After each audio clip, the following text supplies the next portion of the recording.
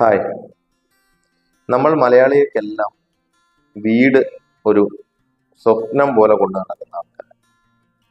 അങ്ങനെ നമ്മൾ വീട് ഒരു സ്വപ്നം പോലെ കൊണ്ടു നടക്കുന്നതിനോടൊപ്പം മലയാളിക്കുള്ള ഏറ്റവും വലിയ ഒരു പോരായ്മ എന്ന് പറയും മറ്റുള്ളവരെ കമ്പയർ ചെയ്ത് ജീവിക്കുക. വീടിന്റെ കാര്യത്തിൽ പ്രത്യേകിച്ച് കമ്പയറിങ് കൂടുതലാണ് നമ്മുടെ നാട്ടിൽ. ഞാൻ പറഞ്ഞു വരുന്നത്, നമ്മൾക്ക് ചിലപ്പോൾ ജീവിക്കാൻ ഒരു 1000 സ്ക്വയർ ഫീറ്റിന്റെ ഒരു വീട് മതിയാവും.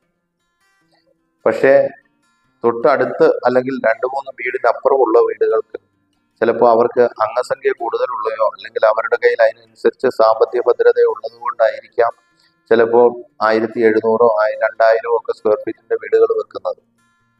നമ്മൾ ഇത് കണ്ടിട്ട് നമ്മളും ആ ഒരു ബഡ്ജറ്റിലേക്ക് പോകാൻ അല്ലെങ്കിൽ അത്രയും വലിയൊരു വീടിന് പ്ലാൻ ചെയ്യുമ്പോൾ നമുക്ക് ഈ വീട് പണി പൂർത്തിയാക്കാൻ സാധിക്കാതെ വരികയും അതോടൊപ്പം തന്നെ നമ്മൾ ആവശ്യമില്ലാത്ത കടബാധ്യതകൾ വലിച്ചു വെക്കുകയും ചെയ്യുകയാണ് ചെയ്യുന്നത്.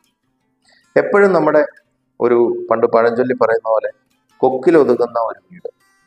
ഇനി ചെറിയ വീടുകൾക്കുള്ള ഒരു ഗുണമേന്മ എന്തുവെന്ന് വെച്ച് കഴിഞ്ഞാൽ നമുക്ക് ക്ലീൻ ചെയ്യുന്നതിന് തന്നെ ഉള്ള സ്ഥലം നമുക്ക് വൃത്തിയായി നീറ്റായി കൊണ്ടു നടക്കാൻ സാധിക്കും.